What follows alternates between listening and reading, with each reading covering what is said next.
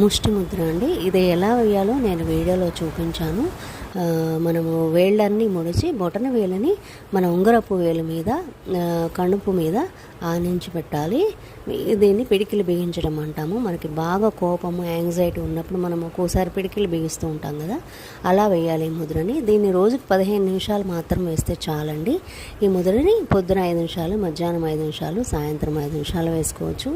ఈ ముద్ర వల్ల ఏంటంటే బాగా కోపం ఉన్నప్పుడు, యాంగ్జైటీ, స్ట్రెస్ ఇవన్నీ చాలా ఎక్కువగా ఉన్నప్పుడు ఈ ముద్రని 5 నుంచి 10 నిమిషాలు వేస్తే వెంటనే కంట్రోల్ అవటాన్ని మనం గమనిస్తాము.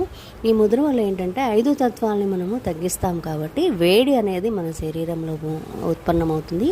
దానివల్ల శక్తి వెంటనే వస్తుంది. శరీరానికి ఉన్న వీక్నెస్ అంతా కూడా ఈ ముద్ర ప్రాక్టీస్ చేస్తుంటే పోతుంది. మనకి మైండ్ రిలాక్సేషన్ అనేది కూడా బాగా వస్తుంది ఈ ముద్ర వల్ల. ఈ ముద్ర వల్ల డైజెషన్ ప్రాబ్లమ్స్ కూడా చాలా బాగా తగ్గుతాయి.